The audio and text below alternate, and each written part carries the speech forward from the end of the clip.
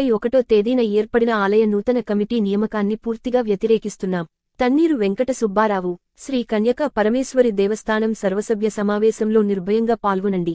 నెల్లూరు నగరంలోని స్థానిక press club నందు జరిగిన విలేకరుల సమావేశంలో కన్యకా పరమేశ్వరి దేవస్థానం లైఫ్ మెంబర్ తన్నీరు వెంకట సుబ్బారావు మాట్లాడుతూ కన్యకా పరమేశ్వరి దేవస్థానం పాలకమండలి చట్ట విరుద్ధంగా ఏర్పడిందని, దేవస్థానంలో ఈ నెల 18వ తేదీ జరిగే సర్వసభ్య సమావేశంలో పాలకమండలిపై నిర్ణయం తీసుకోవాలని లేదా ఎన్నికలకు వెళ్లాలని కోరారు.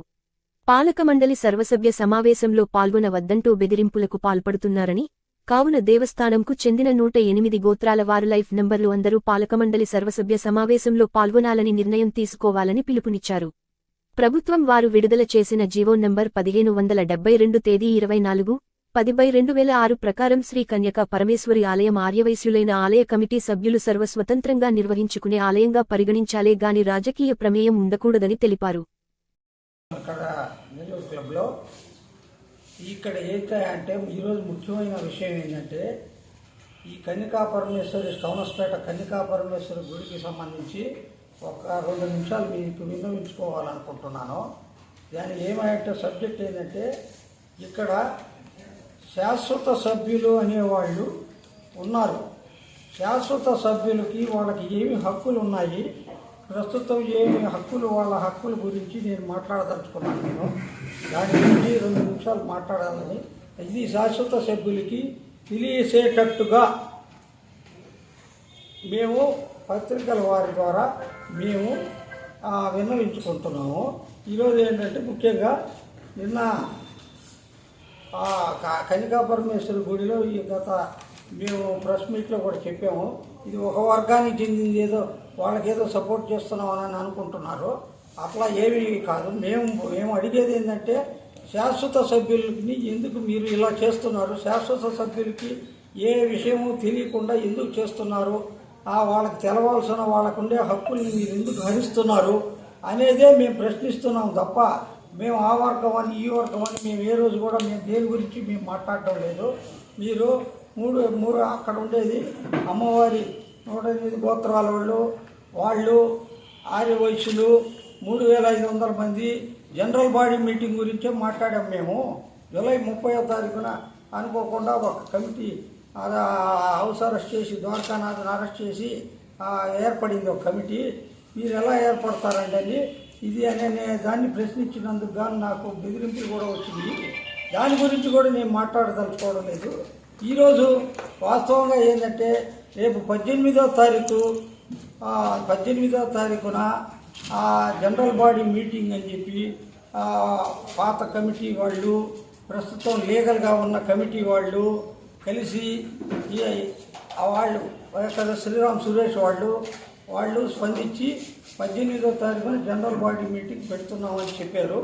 జనరల్ బాడీ మీటింగ్కి అందరూ కూడా సభ్యులందరూ లైఫ్ మెంబర్స్ అందరూ కూడా అటెండ్ అయ్యి మీకు సంబంధించినటువంటి ఏదన్నా ఆధార్ ఫోటో ఉంటే ఒకసారి తీసుకొని వచ్చి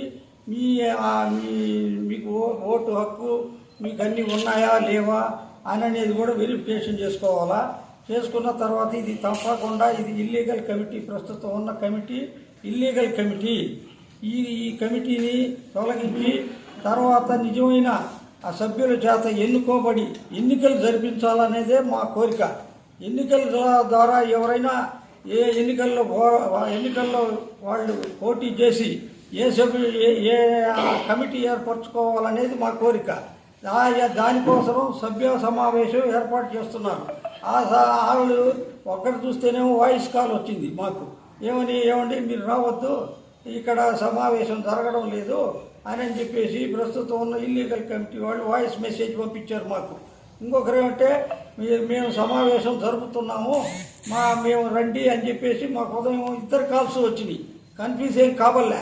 ఎవరు కూడా మీ సభ్యత్వాన్ని మీరు ప్రూఫ్ చేసుకునే దానికోసం, మీ హక్కులు మీరు ప్రూఫ్ చేసుకునే దానికోసం 18వ తారీఖు ఎన్ని పెళ్ళిళ్ళు ఉన్నా ఎంత ఉన్నా కూడా మీరందరూ తప్పకుండా అటెండ్ అయ్యి మీ ఆధార్ జెరాక్స్ మీ ఫోటో తీసుకొని గురించి కూడా మీరందరూ విచారించుకోవాల్సిందిగా నేను విజ్ఞప్తి చేస్తున్నాను.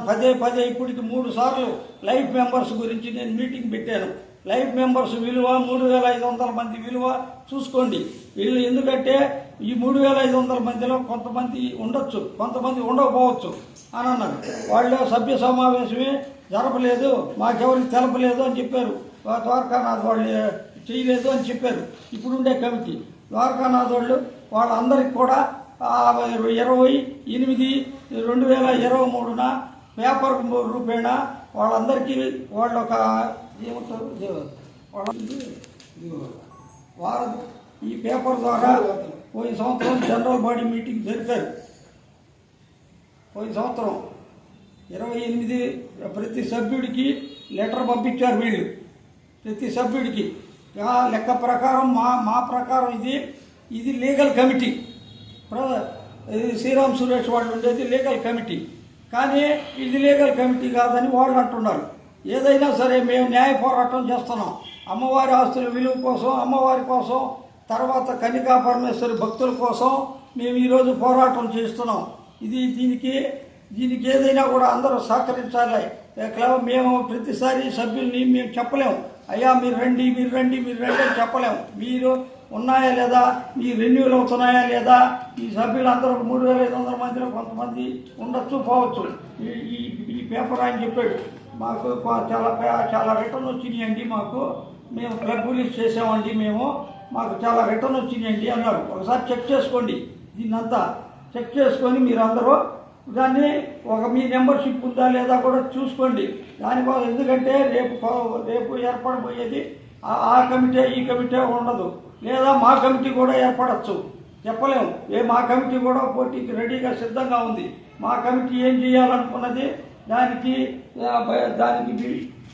సంబంధించి అజెండా కూడా దాంట్లో భాగం కూడా మేము సిద్ధం చేసుకొని ఉన్నాం. అజెండాలో అమ్మవారి ఆస్తి 5 ఎకరాలు ఉంది అక్కడ భూమి, ఎకరా నారాయణ కాలేజ్ దగ్గర 5 ఎకరాలు దాదాపు 60 కోట్ల రూపాయల విలువైన ఆస్తిని ఇదంతా కూడా ఈ సభ్యులు, శాశ్వత సభ్యులందరికీ కూడాను సొంతంగా ఇళ్ళు కట్టించి వాళ్ళకి కాస్ట్ ఎక్కువ ప్రాఫిట్ లేకుండా దానికి ఓన్లీ బిల్డింగ్ కాస్ట్ మాత్రమే పెట్టి అది ఇవ్వడానికి కూడా మా కమిటీ వస్తే మేము కమిటీ సిద్ధంగా ఉన్నాం. పోటీకి వచ్చి మా కమిటీ వస్తే సభ్యులందరూ కూడాను యాక్టివ్గా ఉండండి. సభ్యత్వం లేకపోతే ఈ బెనిఫిట్ కోల్పోతారు. ఇంకా చాలా బెనిఫిట్లు రాబోతున్నాయి. ఆర్యవైశ్యులకి ఏమేం చేయాలనుకున్నామో పేద ఆర్యవైశ్యులు చాలామంది ఉన్నారు, వాళ్ళందరికీ చేయాలని మేము మా తరఫున మా కమిటీ రాబోయే కమిటీ తరఫున చేస్తున్నాం. ఎంతోమంది ఓసీలు అని చెప్పి గవర్నమెంట్ ఏమి ఇవ్వడం లే వాళ్ళు ఆఖరికి వాళ్ళు మా ఆర్యవైశ్యులు ఏంటంటే ఎవరిని ఆశించేవాళ్ళు కాదు. మా కులంలో ఎవరు ఆశించరు. కావాలంటే ఇడ్లీలు అంగడి పెట్టుకుంటారు, దోశలు అంగడి పెట్టుకుంటారు, బండి పెట్టుకుంటారు, వాళ్ళు బజ్జీలు అమ్ముకుంటారు. వాళ్ళు లేకపోతే వాళ్ళు ఏమైనా చేసుకొని బతుకుతారే తప్ప వాళ్ళు ఆశించరు. అటువంటి భేద ఆర్యవైశ్యులందరికీ కూడా ఈ దేవస్థానంలో వచ్చే ఇన్కమ్ నుంచి వాళ్ళందరికీ కూడా మేము ఇవ్వాలా, మేము చేయాలా అనే ఆశయంతో మేము ముందుకు వస్తున్నాం. అదే ఆశయాలు వచ్చే పని అయితే రెడీగా రండి. దేవస్థానం డెవలప్మెంట్కి ఏమేం చేస్తారో చెప్పరు, ఏమి చెప్పరు. మైన అంటారు ఆ ప్రభుత్వం వచ్చింది, ఈ ప్రభుత్వం వచ్చింది అంటారు. అవి మాకు కావాల్సింది గో ఫర్ ఎలక్షన్.